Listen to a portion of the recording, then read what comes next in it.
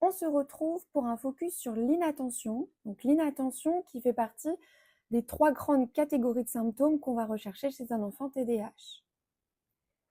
Donc l'inattention correspond à la difficulté à maintenir son attention sur des périodes longues.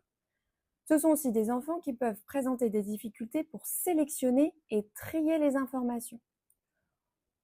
On a 2 sources de distraction principales. Internes, donc ça va plutôt être nos pensées, tout ce qui se passe dans notre tête, et les distractions externes. Là, ça va plutôt être l'extérieur, l'environnement. Exemple, la porte qui claque, l'oiseau qui chante, la télé allumée. Ce sont des distractions externes. Il faut imaginer l'attention comme une grande bulle qui nous entoure.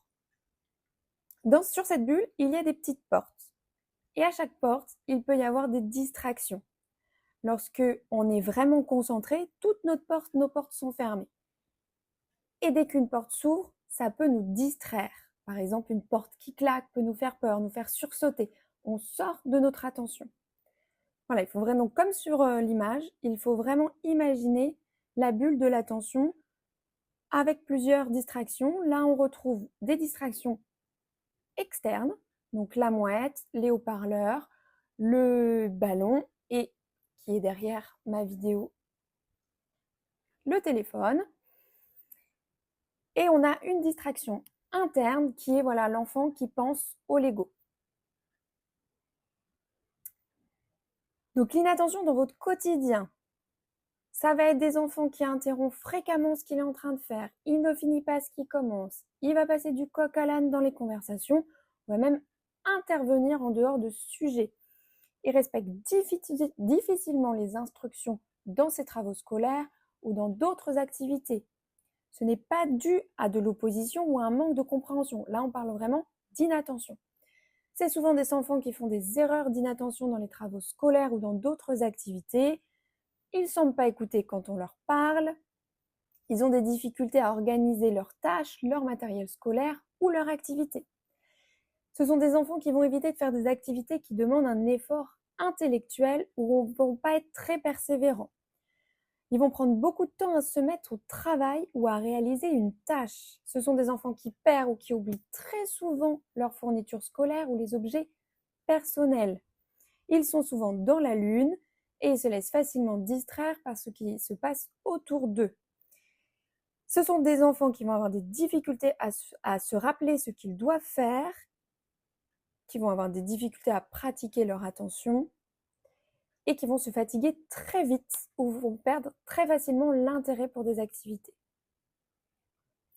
Je vous conseille de télécharger le PDF qui sera juste en dessous de cette vidéo, en tout cas qui sera en lien avec cette vidéo, et de cocher chez vous les difficultés de votre enfant. Ce n'est pas une obligation qu'il présente tous les points et donc c'est assez intéressant et important d'aller voir quelles difficultés présente votre enfant. Parce que tous les TDAH ne se ressemblent pas. Alors, vous allez me dire, des fois, il est super concentré. Oui, c'est ce qu'on appelle l'hyperfocalisation. C'est quand votre enfant est concentré presque trop. Il est tellement dans sa bulle que plus rien ne peut l'atteindre et que vous pouvez l'appeler 4-5 fois, il vous entend même pas. Quand ils sont dans cette hyperfocalisation, ce sont des enfants qui ont des difficultés à sortir de l'activité qu'ils sont en train de faire. Et donc forcément, quand on va leur demander d'arrêter cette tâche, ils vont être davantage frustrés. C'est souvent là qu'il peut y avoir des colères, par exemple, parce qu'ils prennent énormément de plaisir dans cette tâche-là. Chez des jeunes enfants, c'est souvent les Lego, les cartes Pokémon qui peuvent les zapper. C'est vraiment comme s'ils étaient dans leur monde, vraiment, rien ne les atteint, et ils sont vraiment en hyper concentration. Et donc là, oui, ils peuvent se concentrer et rester sur cette tâche pendant très longtemps, parce que là, on a du plaisir. Je vous ferai une vidéo plus complète sur l'hyperfocalisation, mais c'est pour vous montrer qu'effectivement, il n'y a pas que de l'inattention chez les enfants TDAH. Il y a des moments où ils sont en concentration plus. Alors, je vous propose quelques stratégies adaptation que vous pouvez mettre dans le quotidien. Donc, la première chose, quand on a vu sur la bulle de l'attention, eh bien, c'est de limiter les distractions. On évite qu'il y ait le téléphone à côté des adolescents, on évite la télé, On évite tout ce qui est affiche ou les Lego qui le mettent en hyper focalisation juste à côté. Non, tout ça, on oublie. On essaye de le mettre plutôt dans un espace, alors neutre, tout est relatif, mais vous voyez, d'essayer d'épurer, d'avoir un bureau propre, de ne pas avoir trop de sources de distraction, ce qui va lui permettre de se concentrer plus facilement. La deuxième chose, c'est de faire des pauses régulièrement. Moi, je vous conseille de prendre un timer visuel. Donc, ça veut dire, c'est vraiment une mini horloge, mais où on voit le temps s'écouler visuellement, pas les chronomètres des téléphones où on évite les comment ça s'appelle, tout ce qui est Alexa, où là, effectivement, ça va vous mettre un chronomètre, mais votre enfant ne va pas voir visuellement le temps passer. Donc là, au moins, il peut se préparer. Si vous lui mettez devant, voilà, vous avez un quart d'heure. Donc sur un timer, ça ferait ça, le quart d'heure. Et ça permet que voilà, au bout de, donc en fait, le temps défile au fur et à mesure. Et donc votre enfant peut plus facilement se dire, bon, il me reste 10 minutes, allez, je me concentre. Une fois que le timer est fini, on fait une petite pause. On essaye de diviser les tâches en mini-tâches. On lui dit pas, on va faire les leçons.